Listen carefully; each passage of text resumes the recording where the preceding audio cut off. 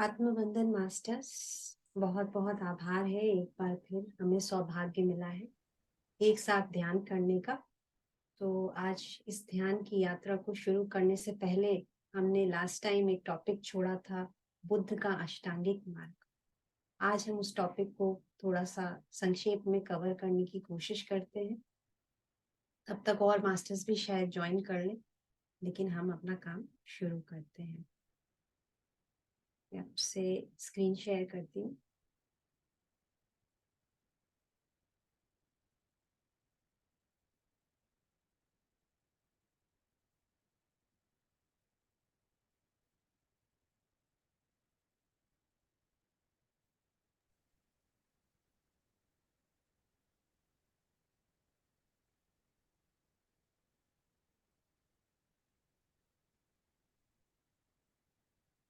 Screen okay है? सबको दिख रही है? I hope. हाँ, बिल्कुल। ओके।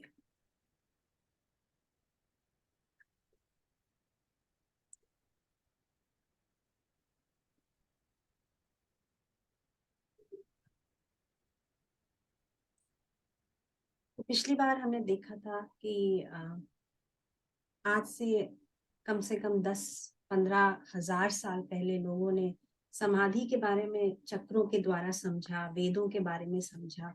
लेकिन बुद्ध थे जो कि ये सारे चीजों को बिल्कुल उन्होंने कहा कि ऐसी चीज समझाएं जो सभी को समझ में आए।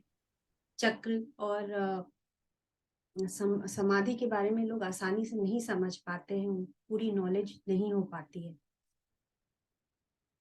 तो बुद्ध ने उस समय जब वो इस पाथ पर निकले थे, एनलाइटनमेंट के पाथ पे, तो उन्होंने देखा कि संसार दुख है, सर्वे सर्वे दुखम उन्होंने देखा। तो इसका मतलब ये नहीं कि पूरा वो एक निराशावादी थ्योरी लोग जोड़ देते हैं कि बुद्ध ने संसार में सिर्फ दुख ही देखा, लेकिन ऐसा नहीं है। हमारे जीवन में जो हम जिस चीज को आनंद के रूप में भी देखते हैं, वो भी एक्चुअली दुख का ही सोर्स होता है। तो उस दुख का निवारण हमें कैसे करना है, इसके लिए बुद्ध ने हमें अष्टांगिक मार्ग का पाथ दिया। तो इसमें आ जाते हैं ये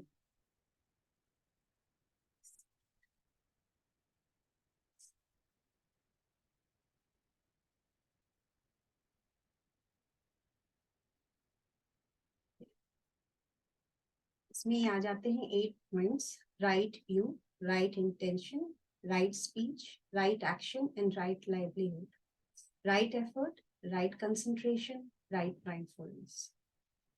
तो ये दुख के निवारण के लिए जो 8 अष्टांगिक मार्ग बताया है बुद्ध ने, वो इस प्रकार है कि सम्यक दृष्टि सबसे पहला, वो से शुरू करते हैं कि सम्यक दृष्टि। सम्यक दृष्टि क्या होती है? सम्यक दृष्टि होती है कि जैसा है उसको वैसा ही देखना, उसमें अपनी कोई धारणा नहीं लाना। जैसे हम जब किसी व्यक्ति को, किसी वस्तु को, किसी इवेंट को देखते हैं, तो उसमें हम अपनी धारणा ले आते हैं। हम उसमें कई मतलब निकालने लगते हैं, जो हमें हमारा अपना कंक्लूजन नहीं होता है। वो जैसा हमें सिखाया गया है, जैसा समाज के थ्रू हमने देखना सीखा है, या जैसा हमने पढ़ा है, जैसी चीजें उठाई हैं, अपनी धारणा को हम अपने बीच में ले आते हैं, और वो दूध का दूध पानी का पानी हम नहीं देख पाते। जैसे हम अलग अलग धर्म या जाति के लोगों को देखते हैं, तो हमारे मन में पहले से ही उनके लिए कुछ धारणाएं अपने आप ही आने लगती हैं। तो हम कुछ धर्मों को बहुत खराब मानते हैं, कुछ धर्म का इतना रिस्पेक्ट करते हैं, हमेशा उनको अच्छा ही मानते हैं। कुछ रंग के लोगों को बहुत अच्छा मानते हैं, कुछ रंग के लोगों को बहुत खराब मानते हैं। तो जरूरी नहीं कि ये व्यक्ति वैसा हो, पर हम अच्छा बुरा हमेशा सोचते ही रहते हैं। तो जैसे कोई कार और बाइक का एक्सीडेंट हम देखते हैं, तो कार चलाने वाला सोचता है कि बाइक वाले की गलती होगी, और बाइक चलाने वाला सोचता है कि कार चलाने वाले की गलती है। लेकिन हम उस पूरे इवेंट को देख नहीं पाते कि कहाँ पे एक्चुअली गलती हुई, हम अपना ही जस्टिफाई करते रहते हैं। तो तो बुद्ध ने इसको एक सिंपल उस तरीके से बहुत टू द पॉइंट रखा है कि जैसा है उसको वैसा देखते हुए चलें, उसमें अपनी धारणाएं, अपने कोई विचार उसमें ना डालें। फिर तो उसमें क्या होता है कि हम जब हमें ये सम्यक दृष्टि जो बुद्ध कह रहे हैं कि हमें एक राइट व्यू पॉइंट मिलता है। राइट व्यू पॉइंट जब हमें मिलता है तो हम राइट इंटेंशन क्रिएट कर सकते हैं, एक सम्यक संकल्प ले सकते हैं जो हमें करना है, जो जो करने जैसा है उसको करने का संकल्प, ये नहीं कि हमें एकदम से हठी बन जाना है। जैसे कि अगर हमें दिखता है कि मैं गलत हूँ, तो मैं गलत धारणा से चल रहा था, लेकिन एक्चुअली में ये चीज ऐसे नहीं हुई थी, तो हम फिर उसको बदलने के लिए एक सही संकल्प करते हैं कि उसके ऊपर हम धीरे धीरे काम करना शुरू करते हैं कि नहीं, अभी तक तो मैं गलत सोच रहा था, लेकिन एक्चुअली ये सही है। फिर हम उसे करने लगते हैं, उसके लिए संकल्प करने लगते हैं। लेकिन कभी कभी हम क्या होता है, इसी संकल्प में हम काफी हठी हो जाते हैं। हम सोचते हैं, हम संकल्प और जिद को एक जैसा समझने लगते हैं, जैसे हम दूसरों को सही करने लग जाते हैं। और मतलब उनको, जब तक उनको हम अपनी बात ना मनवाएं, हम पीछे नहीं हटते।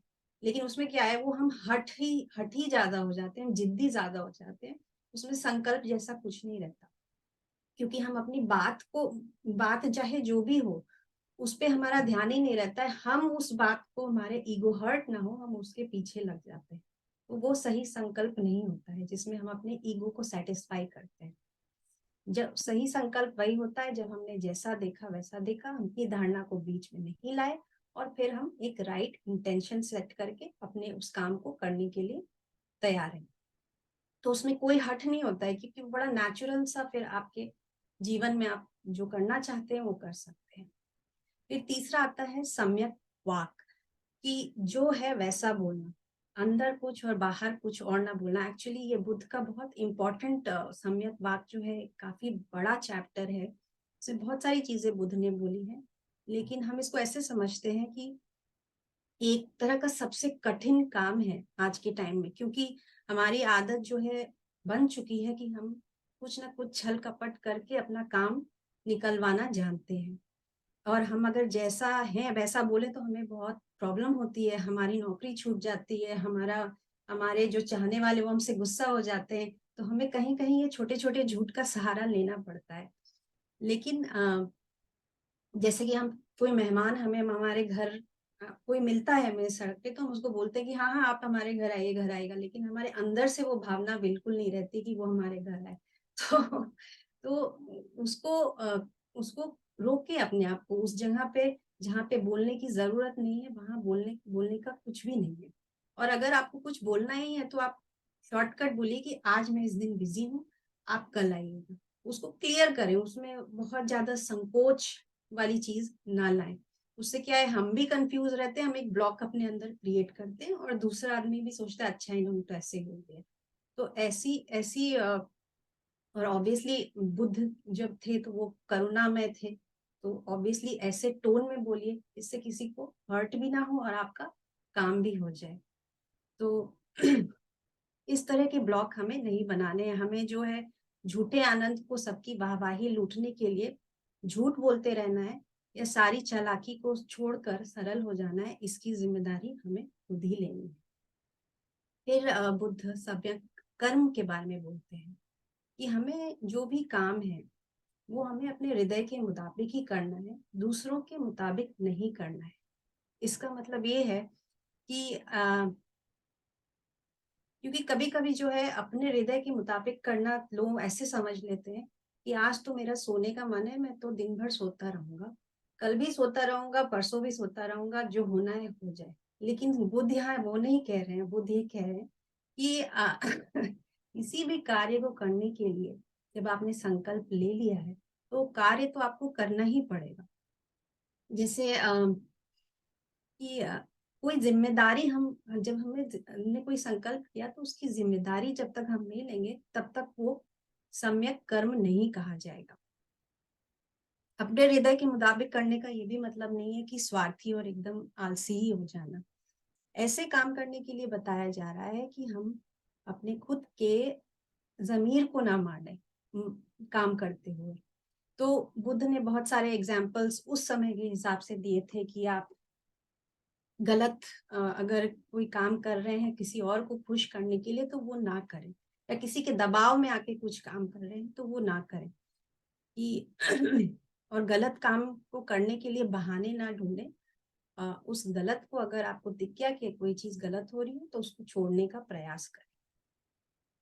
तभी हम जो भी काम करेंगे उसको आनंद से करेंगे। फिर आगे आपका सम्यक जीविका। जीवन के लिए जरूरी कमाई करना, हानिकारक व्यापार नहीं करना। तो बुद्ध जानते थे कि भाई जीवन को चलाने के लिए तो कमाना तो पड़ेगा ही, सिर्फ वृक्ष के नीचे तो बैठ के काम होगा नहीं। तो उन्होंने ये सारे बहुत प्रैक्टिकल पॉइंट्स बनाए हैं।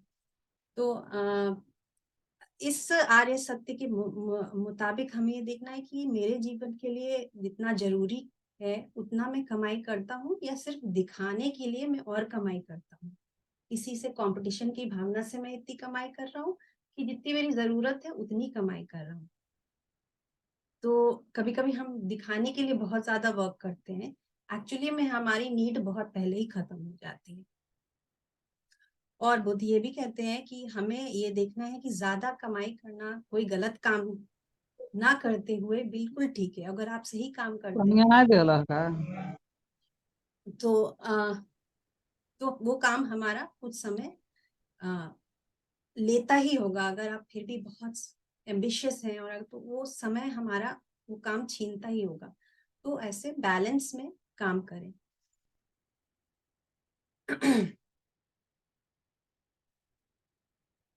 क्योंकि बहुत लोग जो हैं एम्बिशियस होते हैं, पैसे के पीछे भागते रहते हैं, पर हमें सच्चा आनंद तभी मिल पाता है जब हमारे साथ के लोग भी खुश हैं और हम भी खुश हैं। तो ये सारे बुद्ध सम्यक जीविका के बारे में बताते हैं। फिर आ जाता है सम्यक व्यायाम, जो कि प्रयास, राइट एफर्ट इसको कहते हैं। कि हमारे हिंदू सिस्टम में ऐसा है कि बहुत धार्मिक लोग कहते हैं कि परमात्मा देगा या भगवान देगा, या आपकी जब राशि अच्छी होगी, आपका जब ये स्ट्रांग होगा, तब आपको अपने आप सब कुछ मिल जाएगा। लेकिन बुद्ध कहते थे कि हमें इन सब कुछ करने की कोई जरूरत नहीं है। क्योंकि ये बात सच है कि जीवन के लिए जो जरूरी चीज है, जैसे पानी, हवा वगैरह, वो सब हमें निःशुल्क ऑलरेडी मिल रहा है। फिर भी हमें जीवन को अच्छा बनाने के लिए कुछ प्रयास तो करना ही पड़ेगा। तो नई खोज पे काम हमें करना पड़ेगा। जैसे किसी ने आयुर्वेद बनाया, तो किसी ने कोई और साइंस बनाई, तो किसी ने और कुछ क्रिएट किया। तो अपना वो क्रिएटिव इंस्टिंक्ट हमें हमेशा रखना है, हमें आलसी नहीं बनना है। तो फिर हम आ जाते हैं सम्यक स्मृति के ऊपर, कि सही बातों को याद रखना और व्यर्थ की बातों को भूलना। तो हम अक्सर इसका उल्टा ही हो जाता है कि हम व्यर्थ की बातों को याद रखते हैं और सही बातों को भूल ही जाते हैं। तो अगर हम ऐसा ऑब्वियसली जब करेंगे, तो हमारे दिमाग में किस चीज की याद रहेगी? वो गलत बातों की ही याद जो है वो हमारे सबकॉन्शियस में फीड होने लगती है। फिर वो हमारा वही स्वभाव बन जाता है, वही हमारे संस्कार बन जाते हैं। क्योंकि वो सिर्फ इस जन्म की नहीं, आगे की जन्म में भी हमें वही सारी चीजें कहीं ना कहीं हमारे अंदर आ ही जाती है। तो ये और बुद्ध तो आगे पिछला जन्म और अगला जन्म मानते भी नहीं थे। वो कहते थे कि जो है वो अभी यही है, तो सही बातों को याद रखें और उसमें अपनी एनर्जी व्यर्थ की बातों में ना वेस्ट करें। जैसे कई लोग होते हैं कि अगर आपसे कोई गलती हो गई है, 5-6 महीने बाद आप आए हैं, तभी भी उस बात का एक गांठ बना के रखे हुए हैं और उन्होंने आपको माफ नहीं किया है। तो इसको अगर हम याद रखेंगे तो हम अपना ही नुकसान करेंगे। उसको, उस व्यक्ति को माफ करें और आगे बढ़े। क्योंकि ये सब छोटी छोटी बातें हमारे जीव आत्मा से डायरेक्ट कनेक्शन होती है। ये आत्मा की एक तरह से डायरेक्ट मेमोरी में जाती है। फिर आ जाता है हमारा सम्यक समाधि। पूर्ण बोध से समाधि पाना, नशीली दवाइयों से नहीं। तो आजकल एनलाइटमेंट पाने की होड़ में सब लोग बहुत उत्सुक हैं, और उनको कोई साधना भी नहीं करनी है, और उनको फटाक से उनको समाधि उनको लेनी है। तो वो कई गलत रास्ते में फंस जाते थे। उस समय के हिसाब से बुद्ध ने ये बताया था, कई लोग जो है जड़ समाधि की कोशिश करते थे, जैसे ड्रग्स वगैरह या एडिक्शन लेके वो मतलब आउट ऑफ बॉडी एक्सपीरियंस करना चाहते हैं, या वो उस तरह की फीलिंग लाना चाहते हैं। तो कहते थे ये कोई समाधि नहीं होता है, नहीं होती है। क्योंकि ये झूठी समाधि होती है। तो ये याद रखें कि जब हमारी स्मृति सही रहेगी तो हमारी समाधि भी बिल्कुल सही होगी। तो और हम सभी जानते हैं कि बुद्ध को खुद ही कितने साल साधना करनी पड़ी तब उनको ये ज्ञान मिला। तो हम कोई भी चीज की जल्दी ना करें, प्रोसेस है। बुद्ध ने हमें आनापानासति ध्यान का प्रोसेस दिया है, विपासना मेडिटेशन कई तरह के दिए हैं, लेकिन बुद्ध खुद ही कहते हैं कि आनापानासति ध्यान जो है वो सबसे सरल मेडिटेशन है अपने आप से जुड़ने के लिए। तो सारांश में हम ये कह सकते हैं कि अगर हमें झूठे आनंद में अगर मजा भी आ रहा हो तो हमें अगर हम उसी को जीते रहे तो हमें कभी भी सच्चा आनंद कभी प्राप्त ही नहीं होगा। सबसे पहले हम जाने कि हमारे दुख क्या है और दूसरों के दुख क्या है, उसके साथ बैठें और पूछें कि तुम्हारे दुख क्या है, तब हम उसके कारण का निवारण कर सकते हैं। अभी हमें दुख पता ही नहीं है लेकिन हमने अपना ज्ञान देना शुरू कर दिया तो फिर वो आदमी और दुखी हो जाएगा। इसलिए पहले पूरा दुख के रूट पर जाएं, अपने भी और दूसरे के भी। क्योंकि हमारी आदत है किसी एक अति को पकड़ लेने की, चाहे कि अच्छा तुमने ऐसा किया होगा इसलिए तुम्हारे साथ ऐसा हुआ है, अच्छा तुमने ऐसा किया होगा इसलिए तुम्हारे साथ ऐसा हुआ है। हम कोई ना कोई अति पकड़ लेते हैं। बुद्ध ने कहा है कि अतियों को छोड़ के जो हमें दिखता है जैसा उसको देखो। इसका मतलब ये नहीं कि जैसे कोई बैलेंस बना लिया कि हम मंदिर भी जा रहे हैं तो वहां का भी लड्डू बटोर रहे हैं और हम जो है सांसारिक सुख भी भोग रहे हैं तो हमने बैलेंस बना लिया। उसका मतलब ये बिल्कुल नहीं है मध्यम मार्ग जो बुद्ध कहते हैं। तो मध्यम मार्ग का मतलब है कि अपना सच जानो कि तुम कहाँ हो, ये सच झूठ समर विंटर के बीच में आपका सत्य क्या है, अपने अस्तित्व को जानिए। तो यही है अष्टांगिक मार्ग बुद्ध का। इसको अगर हम अपने जीवन में अपनाएं तो हम बहुत कुछ बदल सकते हैं छोटी छोटी पॉइंट्स से। Thank you so much for listening. और अब हम ध्यान की ओर चलते हैं। Thank you. अगर कुछ डिस्कशन होगा तो हम बाद में भी कर सकते हैं। तो चलिए फिर अब ध्यान के लिए रेडी हो जाते हैं। आराम से सभी लोग बैठ जाते हैं, अपने शरीर को पूरी तरह से रेस्टफुल एक पोजीशन ले लें। सुखासन में बैठ जाएं। जमीन पर बैठे हैं तो दोनों हाथ दोनों पैर क्रॉस कर लें और कप बना के अपने लैप पर रख लें। बॉडी को बिल्कुल ढीला छोड़ते हुए अपनी आंखों को पूरी कोमलता के साथ बंद हो जाए।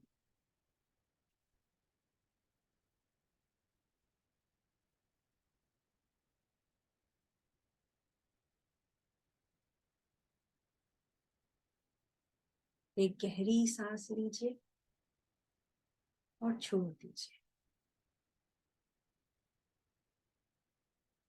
पूरी तरह से रिलैक्स हो जाइए।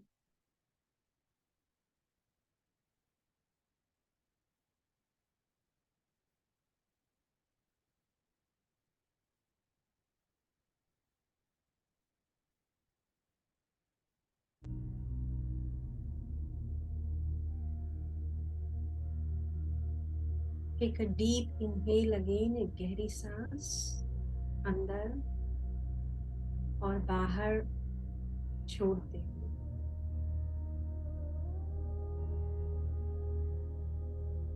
एक बार फिर हम अपने असली रूप को अपने अस्तित्व से जुड़ने के लिए तैयार हैं। रिलैक्स हो जाए बिल्कुल।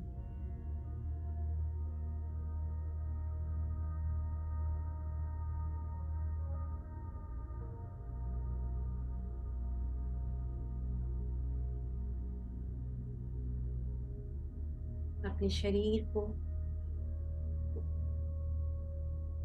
बिल्कुल स्थिर कर लो।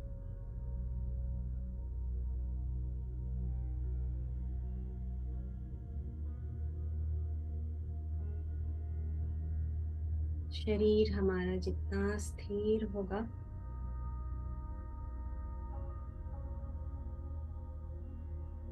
तभी हम अपने सूक्ष्म शरीर से जुड़ पाएंगे।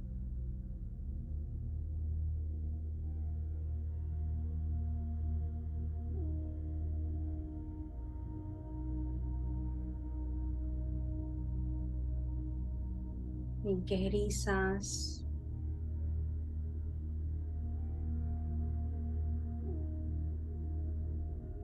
अंदर पूरे सर के तलुओं, पैर के तलुओं से लेकर सर की चोटी तक ले जाए और छोड़ दें।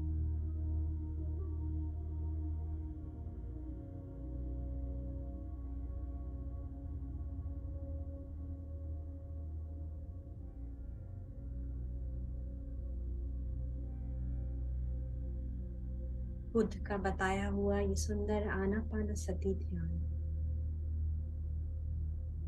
अष्टांगिक मार्ग से जुड़ा हुआ है। हमारी समाधि में, हमारी साधना को समाधि में बदलने के लिए ये सम्यक प्रयास हमारा।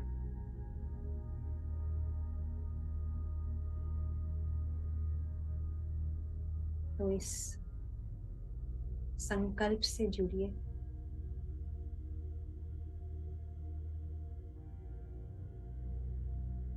और एक सुंदर ब्रह्मांडीय ऊर्जा को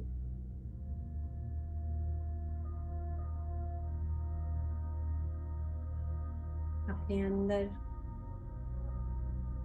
अपने भीतर, अपनी गहराइयों में जाने के लिए अलाउ करिए।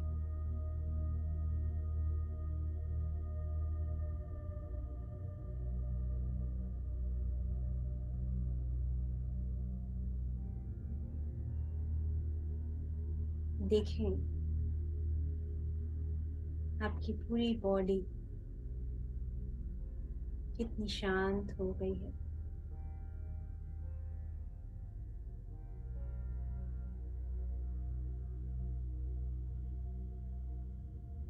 आपके हाथ पैर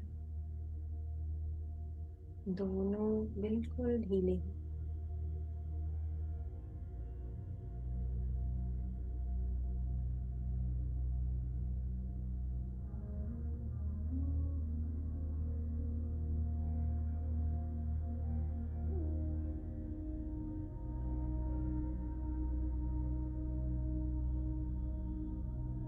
कहीं पर भी कोई स्ट्रेस नहीं है।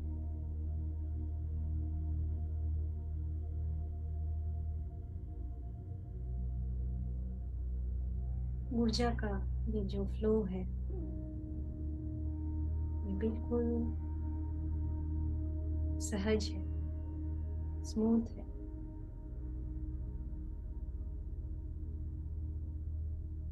तो अपने शरीर को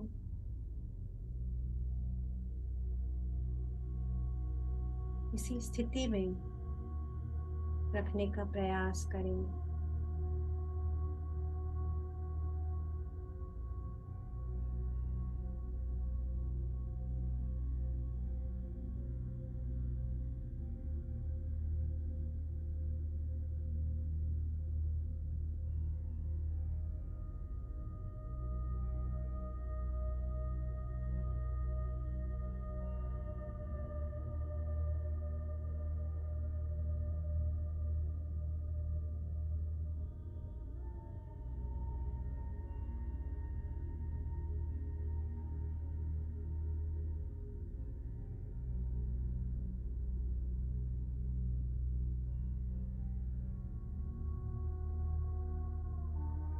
इस समय हमारे दो पैर, दो हाथ, हमारी दोनों आंखें, नाक, कान और मुंह, ये आठों द्वार पूरी तरह से रिलैक्स हैं, रेस्टफुल हैं।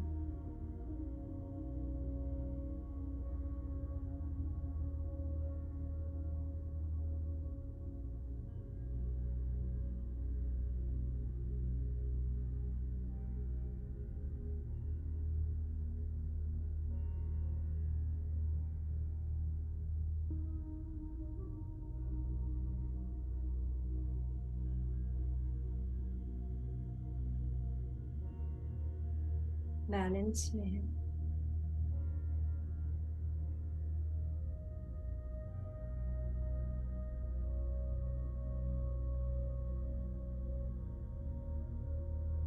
तो अपनी सम्यक स्थिति को सांसों के साथ सजगता पूर्वक देखते रहें, अनुभव करते रहें।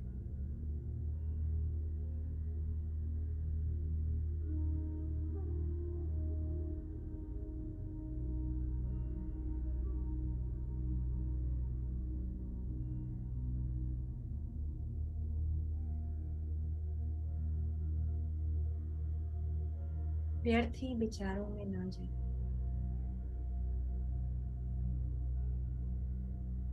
सिर्फ उसकी दृष्टा बने रहे।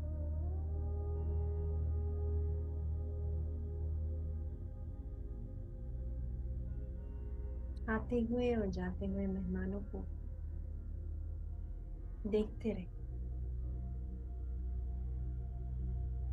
उनकी खातिरदारी करने की इस समय कोई जरूरत नहीं।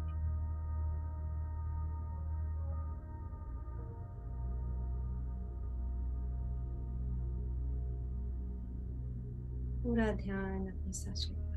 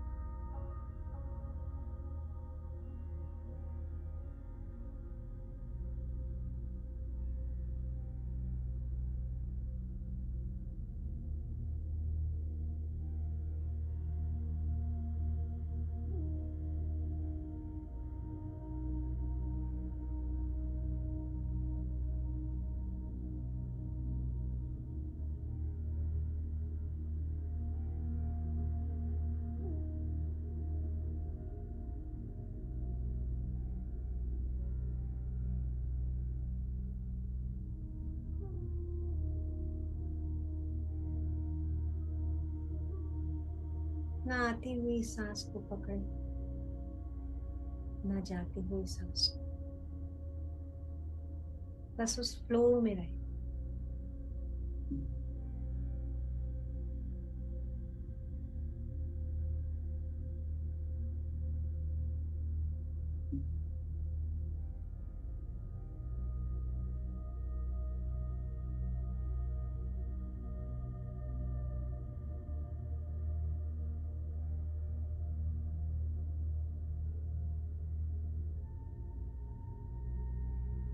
देखते रहे।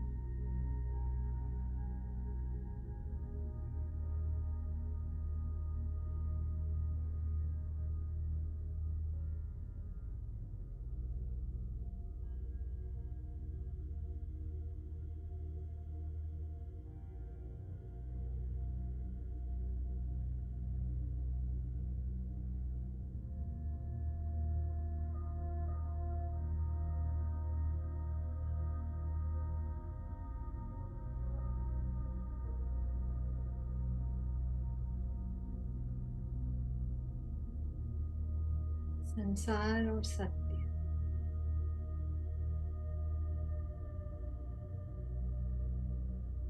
एक दूसरे के विपरीत नहीं है।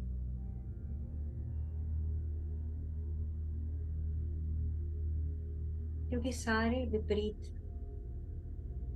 सारी द्वैत संसार में ही है।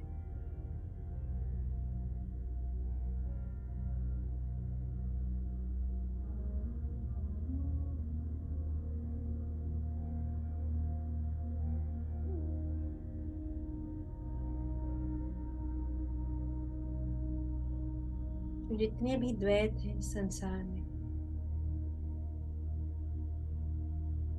किसी से बंधना नहीं।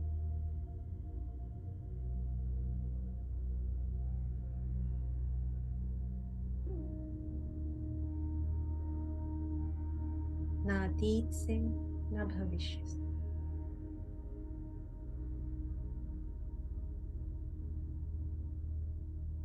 ना प्रशंसा से ना निंदा से।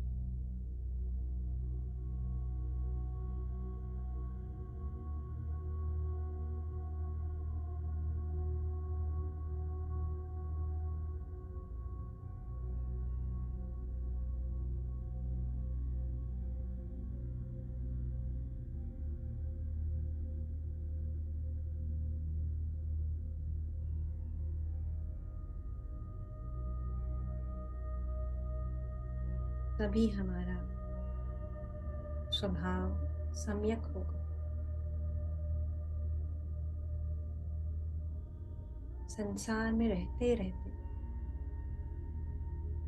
अपने सत्य में स्थापित होने का नाम है मध्यम मार्ग।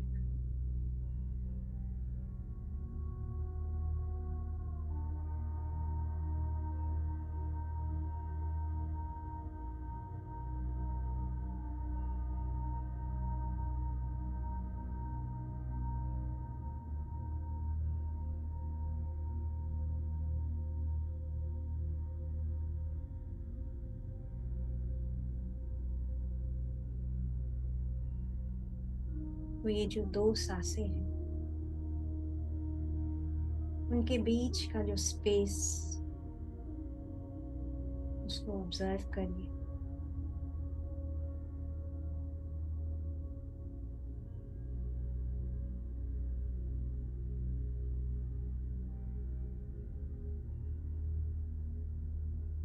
यहाँ अनंतता छुपी हुई है,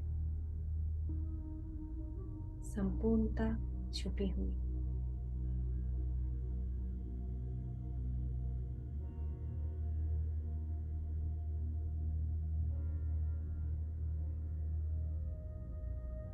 वो गहरे जाने दें अपने आप, अलाउ करें।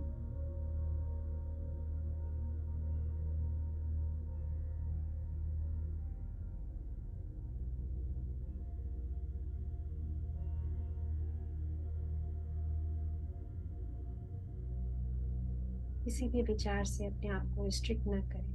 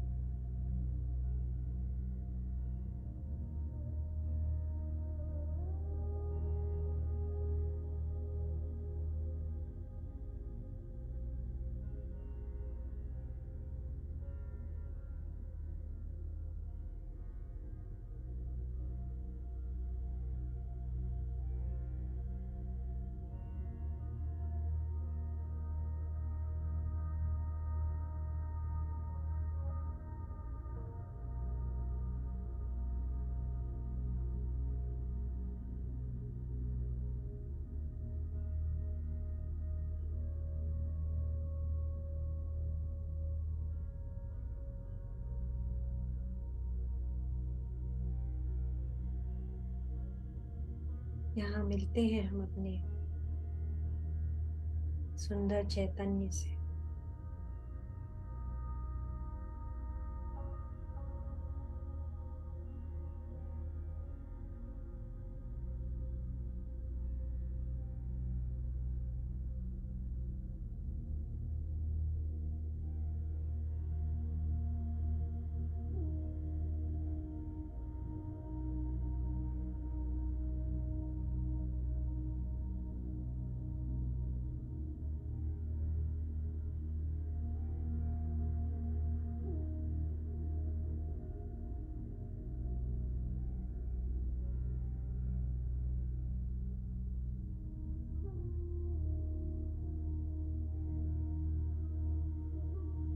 तो डुअलिटी की,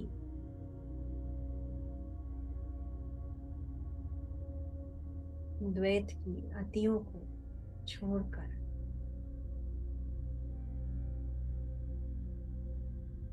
जब हम इस समुद्र में डुबकी लगाते हैं,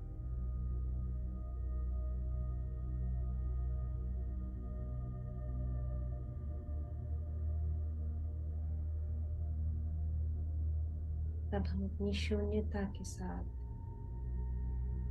एक होते जा रहे हैं।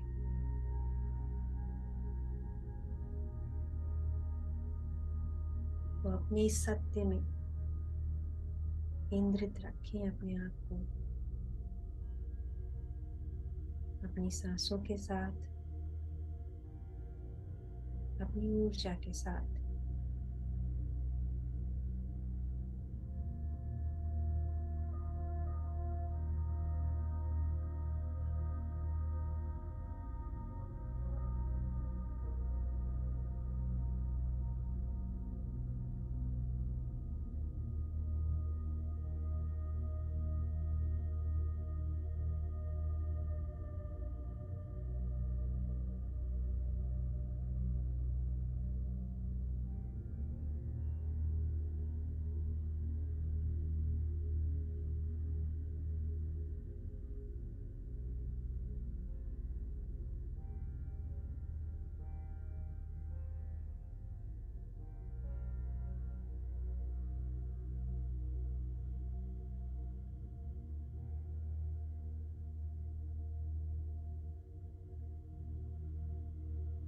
अपने अंदर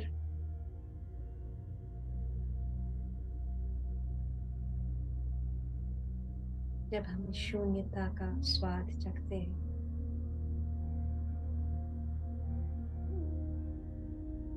तो हमें सीमाएं दिखाई ही नहीं पड़ती।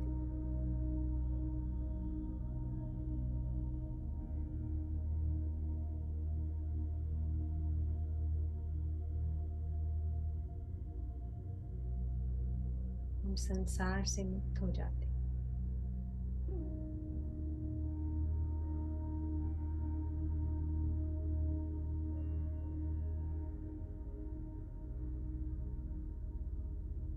तो ये भाव हमें संसार में रहते रहते इसका अभ्यास न कर लेना है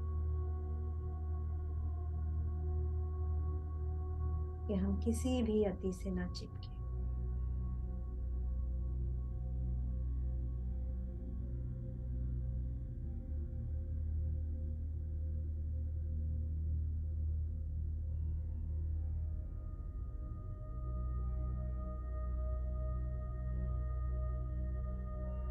सारे लेबल्स,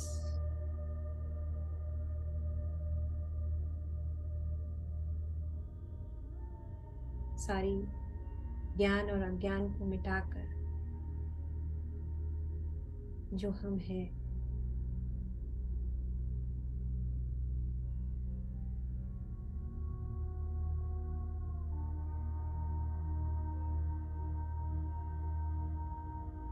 इसकी जागृति हमेशा बनी रहे।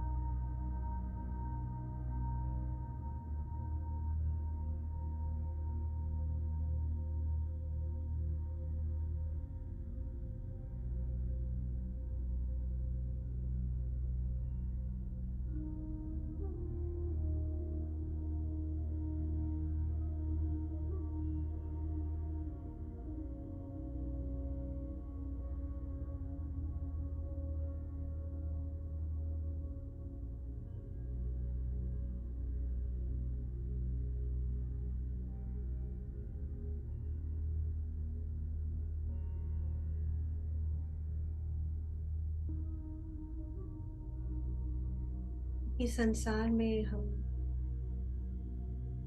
अपने आप को हमेशा नापते झुकते रहेंगे।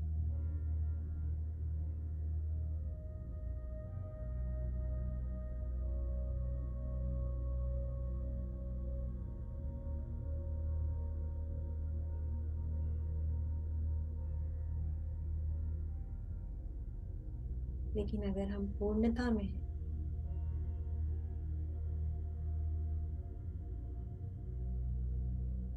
तो यहाँ कुछ बदलेगा नहीं,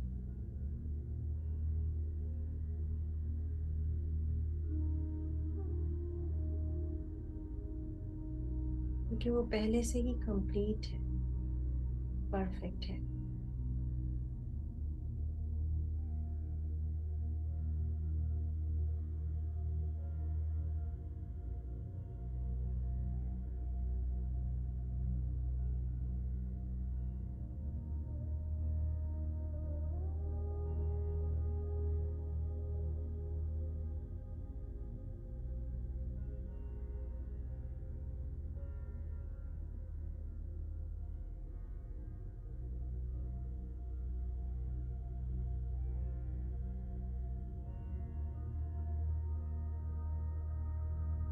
सांसों के साथ बने रहेंगे मास्टर्स।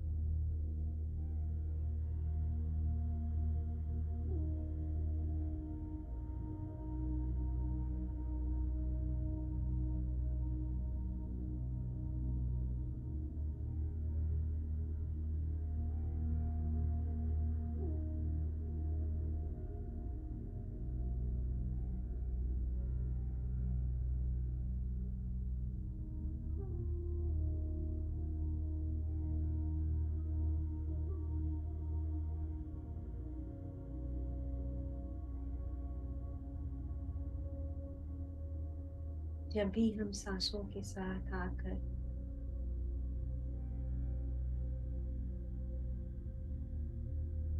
किसी चीज को देखेंगे, वो होगा हमारा राइट व्यू।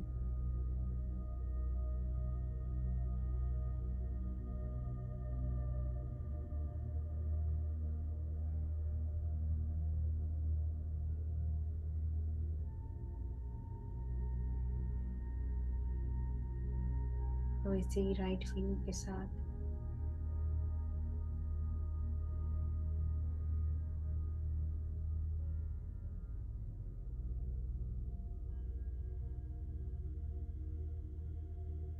बने रहेंगे।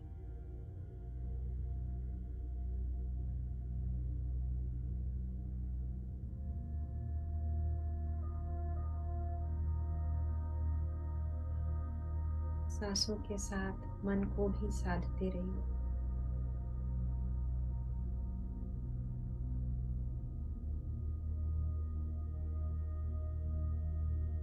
विचारों को देखते रहिए।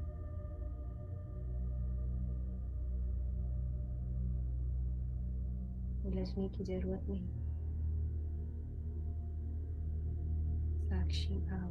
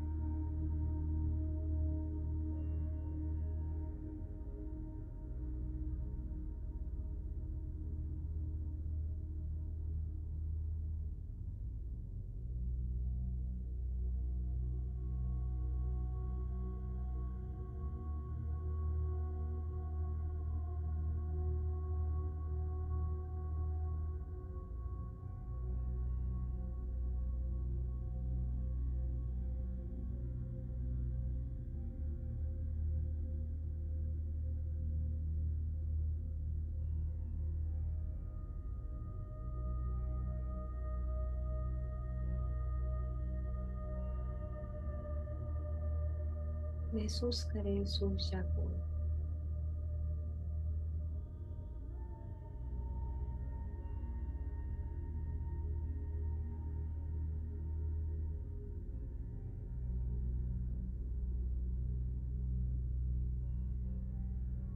इस विस्तारित चेतना को, जिसके साथ आप जुड़ चुके हैं, अपने चेतन मन से अवचेतन मन में जा चुके हैं। इसका ठहराव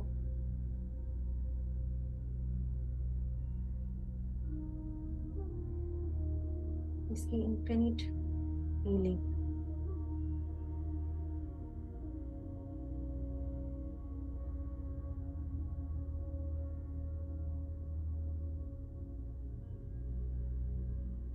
इसकी पूर्णता।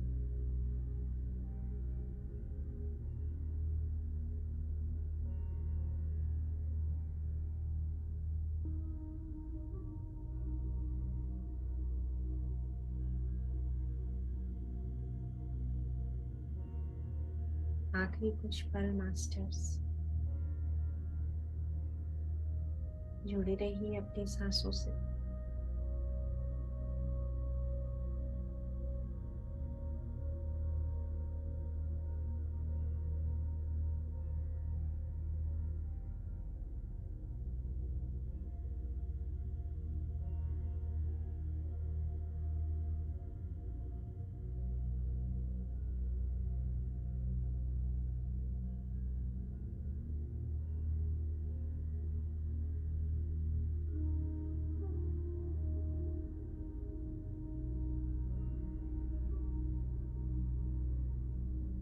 इसी शांति में सत्य मिलता है,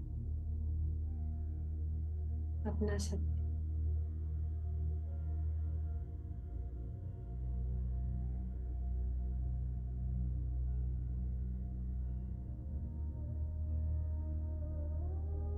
जिसको हम कहते हैं आत्मज्ञान।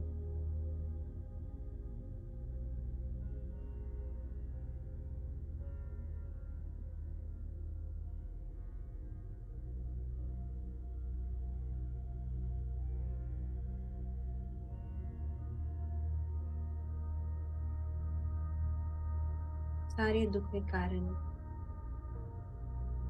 यहाँ मिल जाते हैं।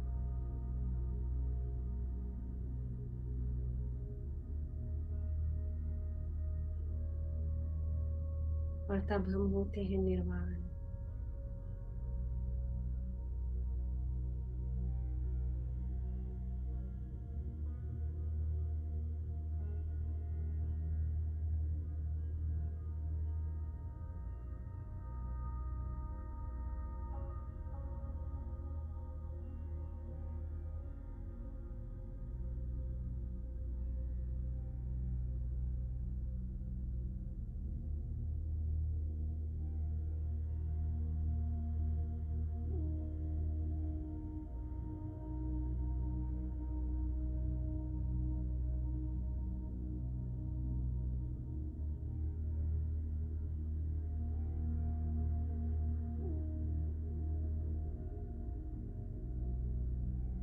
धीरे धीरे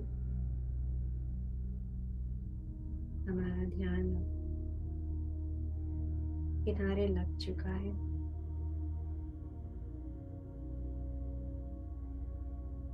तो इस संपूर्णता को अपने अंदर भरते हुए पूरे उत्साह के साथ हम ध्यान से बाहर आने की तैयारी करते हैं।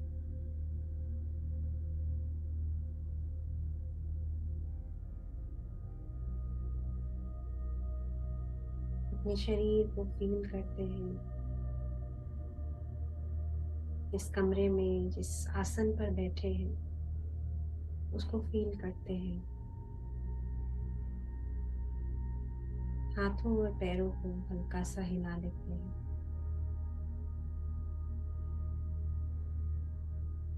और दोनों हथेलियों को अपनी आंखों पर रख लेते हैं। और अपना समय लेते हुए आराम से धीरे धीरे अपनी आंखों को खोल लेते हैं। 5, 4, 3, 2, 1, 0।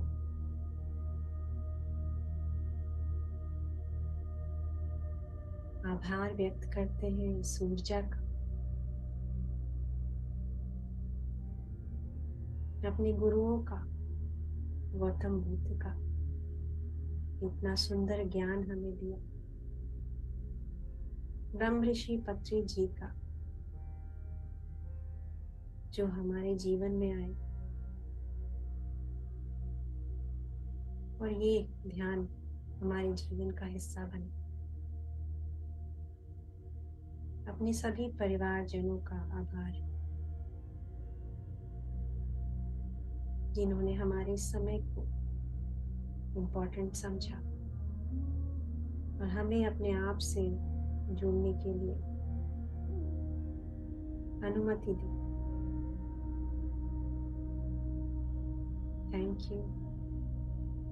Thank you, dear masters. Thank you so much for your beautiful energy. Thank you.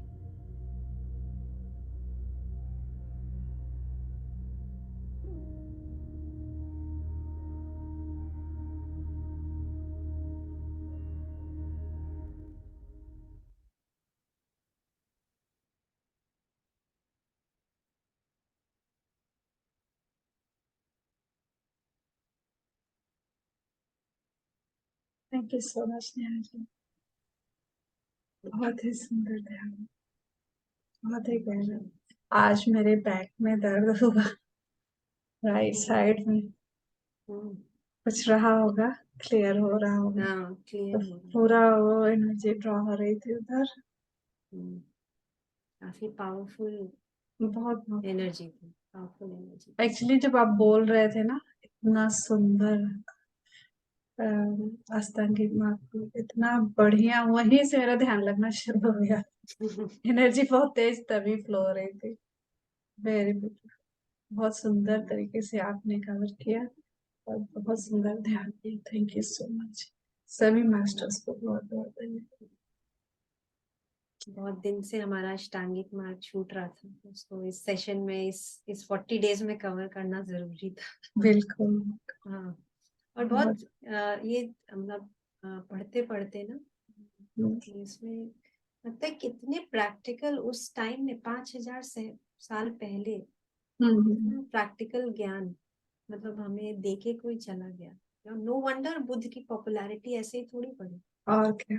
हाँ, क्योंकि उन्होंने कोई किसी भी तरह की मतलब मैंने जैसे पढ़ा कि वो जहाँ भी जाते थे वहाँ की लैंग्वेज सीखते थे और उसमें टीच करते थे, वहाँ के भिक्षुओं से उस जगह की लैंग्वेज सीखते थे और फिर अपने प्रवचन को उस तरह से देते थे। तो अच्छा। इसीलिए हाँ, और तो जब लोगों को समझ में आएगा तभी उसको फॉलो कर पाएंगे। जब बिल्कुल उस बिल्कुल। हाँ, क्योंकि उस टाइम जो है उस समय ये बहुत वेद का बहुत कल्चर था, तो संस्कृत में ही सब चीजें होती थी, बातें होती थी, तो कॉमन मैन उसको रिलेट नहीं कर पाता था। और जो शास्त्री जी लोग होते थे वो लोग उनको उसको मतलब मैनिपुलेट करते थे कि ये सब तो बड़े लोगों की बातें है, तुम्हें तो कुछ समझ में नहीं आएगा।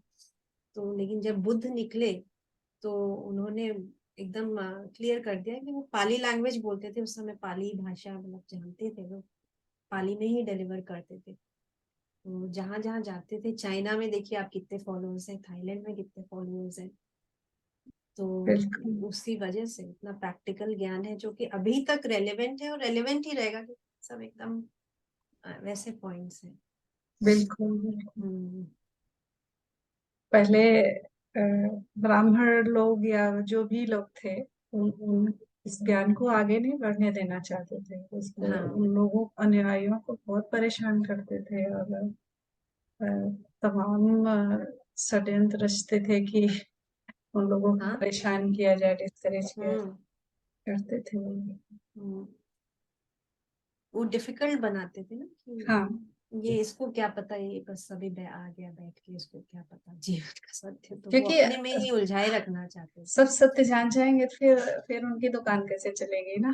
थे। हाँ, तो बुद्ध ये कहते थे कि सत्य अगर सत्य किसी को पता ही नहीं है, और सत्य जिसको पता लग जाता है वो बिल्कुल मौन हो जाता है, फिर वो बोलता नहीं है, मतलब उस समय की जो और निडर भी हो जाता, अंडरस्टैंडिंग। हाँ। निडर हो जाता है। हाँ, तो बुद्ध ने कहा कि इतना सुंदर ज्ञान मुझे मिला है, अगर मैं इसको नहीं बताऊंगा तो कैसे दुख कैसे हटेगा इस दुनिया से। तब उन्होंने जो है बोधि ट्री के सारनाथ पहुंच के अपना ये आ, दिया था ये कोड, सीक्रेट कोड वेरी इन्होंने नाइस। दिया।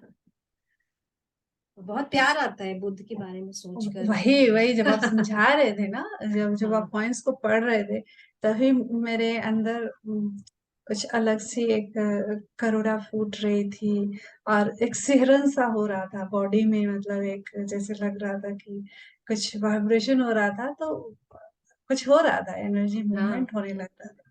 तो और इसलिए तो देखते हैं हम हर घरों में बुद्ध की प्रतिमा क्यों लगी रहती है, और किसी की हो ना हो बुद्ध की बुद्ध जरूर की होती है, जरूरत थी। छोटी सी कहीं ना कहीं लगी रहेगी। हाँ, एक डेफिनेटली। एक अलग वाइब्रेशन हो जाती है, पता नहीं क्यों। तो उनका हमेशा एक शांत फेस और वो चीज ना बहुत अट्रैक्टिव करता है। तो वही दिखाता है कि हम उस उन्हीं सब चीजों से अट्रैक्ट होते हैं, क्योंकि हमारा मन भी अल्टीमेटली वही स्थिति है हमारे मन की। लेकिन हम उसी से, इसलिए हम अट्रैक्ट होते हैं ऐसी किसी भी मूर्ति को देख के। मंदिर में हम शांत, जैसे आइडल्स को देख के क्यों अट्रैक्ट होते हैं, कि अंदर से हमारी स्थिति भी शांत ही है। शांति, बिल्कुल हाँ सही। हाँ हाँ। वो तो हम जब वहां जाते हैं आंख बंद कर हो जाती है अपने आप, हाथ जुड़ जाते हैं, क्यों? हम अपने आप को ही नमन कर रहे होते हैं उसमें। बिल्कुल सही। क्योंकि वहां कोई जजमेंट नहीं है, कोई वहां पे हम खुले हैं, वहां पे कोई थैंक यू इसका। सो मच नेहा जी, बहुत सुंदर ध्यान, बहुत सुंदर ध्यान। थैंक यू मैं अभी आजकल आजकल लंदन में हूँ। मैं ग्रेनिश गार्डन गई थी, वहां पर मैं वही आपका सुबह मॉर्निंग का सुन रही थी। I was remembering all these things and all that. वहाँ sitting on the grass, I took out all my socks and shoes and nature का पूरा उसमें लेके मैं ध्यान में बैठी हुई थी, उधर ही बैठी हुई थी। आपने thank you and so much physically भी मंजुला जी। एक्सपीरियंस किया। हाँ सत्ता जी, थैंक यू सो मच, बहुत थैंक अच्छा यू लगा सो आपसे। मच, आप बहुत दिन बाद आप जुड़े, आज बहुत अच्छा लगा। जी, थैंक यू। मैं यहाँ लंदन में हूँ, काफी हो गया मुझे, ऑलमोस्ट 1 मंथ होने वाला है। तो वो यहीं से मेरा जो हमारा घर है वहां पे पूरी नहर दिखाई देती है। Early morning I sit over there for meditation के लिए, पाँव में वेरी नीचे थोड़ा नाइस। स्टूल रखती हूँ। हाँ, अर्ली मॉर्निंग यहाँ पे 4 बजे ही दिन हो जाता है, 4 o'clock। हाँ, हाँ उन यूरोपियन कंट्रीज में है ऐसे। और रात भी होने में टाइम लगती है, उजाला रहता है रात। जी। 10-10 कल 11-11 बजे तक पेरिस वगैरह में रात ही नहीं होती। या कल 10:15 10:30 बजे तक था, दिन था, सनसेट हो रहा था। 3-4 दिन मैं स्कॉटलैंड में थी, वहां टॉप में ऊपर इतना सुंदर, मैं अवॉइड कर रही थी नहीं उतरने के लिए। My daughter was telling this is the main thing why you are not getting up, चल। तो जब मैं वहां गई, वो देखा नीचे सी है और ऊपर इतना टॉप में चलना, वहां जाके पत्थर में बैठ गई। तो कहती लो अभी उतरने का नाम नहीं ले रही। So वो beautiful. Nature वैसे is so ही, हाँ true. nature is so beautiful, so beautiful. Really here, yellow wherever we are going, yellow flowers, white flowers, पूरा full of flowers, so beautiful. I tell you कि meditation में बैठो तो लगता ही नहीं कि आंखें खोलो और कुछ भी करना है, कुछ खाने की भी भूख है, nothing else. और मैं तो 3-4 फॉरनर्स को भी यहाँ, I was sitting over there on the bench, जगह जगह जगह बेंच